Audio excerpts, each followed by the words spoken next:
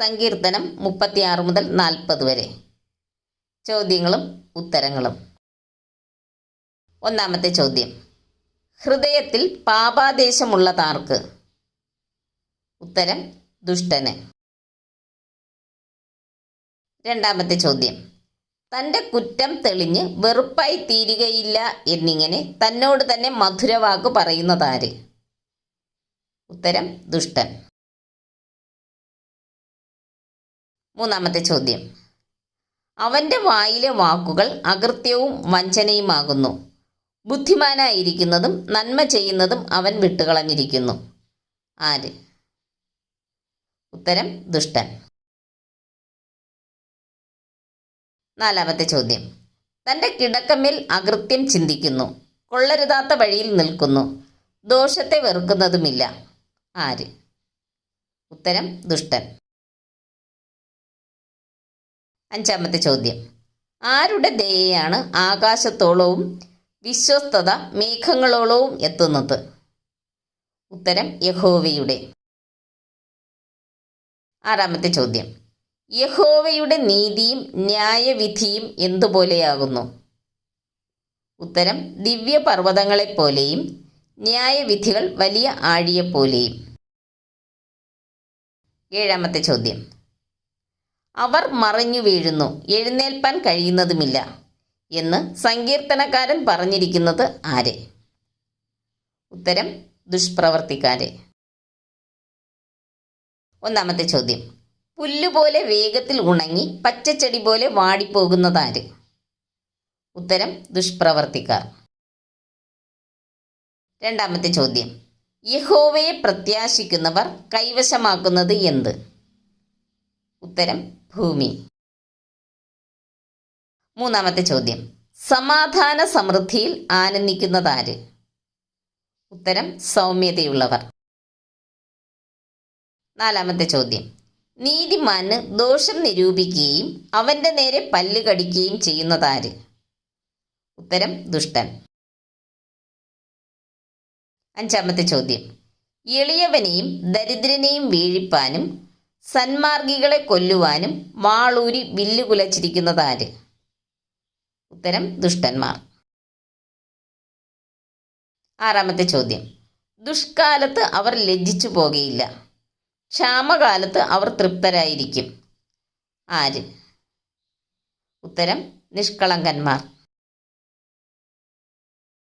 ഏഴാമത്തെ ചോദ്യം: പുൽപ്പുറത്തിൻ്റെ ഭംഗി പോലെയുള്ളൂ, അവർ ക്ഷയിച്ചു പോകും, പുക പോലെ ക്ഷയിച്ചു പോകും. ആര്? ഉത്തരം: യഹോവയുടെ ശത്രുക്കൾ. എട്ടാമത്തെ ചോദ്യം: അവൻ വായ്പ വാങ്ങുന്നു, തിരികെ കൊടുക്കുന്നില്ല. ആര്? ഉത്തരം: ദുഷ്ടൻ. ഒൻപതാമത്തെ ചോദ്യം: കൃപാലുവായി ദാനം ചെയ്യുന്നതാര്? ഉത്തരം: നീതിമാൻ. പത്താമത്തെ ചോദ്യം: ഒരു മനുഷ്യൻ്റെ വഴിയിൽ യഹോവയ്ക്ക് പ്രസാദം തോന്നിയാൽ. ഉത്തരം: യഹോവ അവൻ്റെ ഗമനം സ്ഥിരമാക്കുന്നു, അവൻ വീണാലും നിലം പരിചാകിയില്ല, യഹോവ അവനെ കൈപിടിച്ച് താങ്ങുന്നു.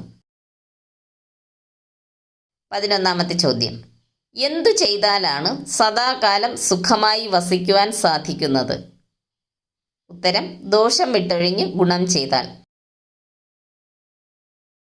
12ാമത്തെ ചോദ്യം: ആരുടെ സന്തതിയാണ് ഛേദിക്കപ്പെടുന്നത്?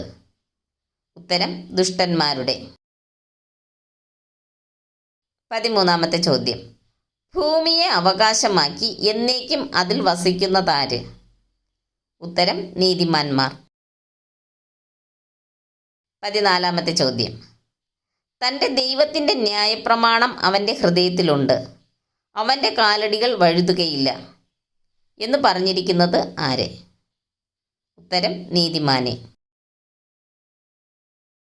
15ാമത്തെ ചോദ്യം: നീതിമാനായി പതിയിരുന്ന് അവനെ കൊല്ലുവാൻ നോക്കുന്നതാര്?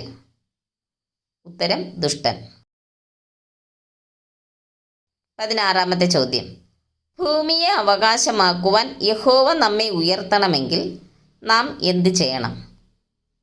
ഉത്തരം: യഹോവയ്ക്കായി പ്രത്യാശിച്ച് അവൻ്റെ വഴി പ്രമാണിച്ചു നടക്കണം.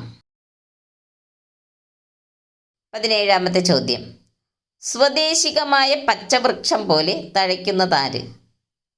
ഉത്തരം ദുഷ്ടൻ. 18-ാമത്തെ ചോദ്യം. ഒരുപോലെ മുടിഞ്ഞു പോകുന്നതാര്? ഉത്തരം അതിക്രമക്കാർ. 19-ാമത്തെ ചോദ്യം. ആരുടെ രക്ഷയാണ് യഹോവയിങ്കൽ നിന്ന് വരുന്നത്? ഉത്തരം നീതിമാന്മാരുടെ. 1-ാമത്തെ ചോദ്യം. എൻ്റെ ഭോഷത്വം ഹേതുവായി എൻ്റെ വ്രണങ്ങൾ ചീഞ്ഞു നാറുന്നു എന്ന് പറഞ്ഞത് ആര്? ഉത്തരം ദാവീദ്. 1-ാമത്തെ ചോദ്യം.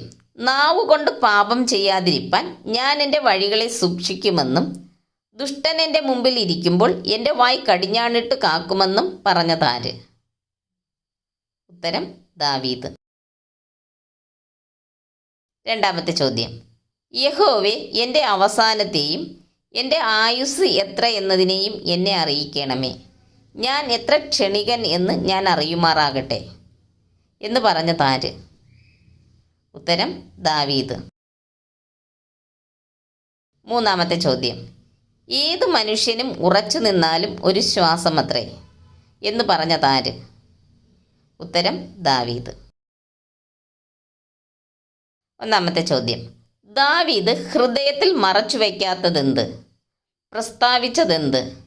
മഹാസഭയ്ക്ക് മറയ്ക്കാത്തതെന്ത്? ഉത്തരം യഹോവയുടെ നീതി, യഹോവയുടെ വിശ്വസ്തതയും രക്ഷയും, യഹോവയുടെ ദയയും സത്യവും. നന്ദി. ദൈവം നമ്മെ അനുഗ്രഹിക്കട്ടെ.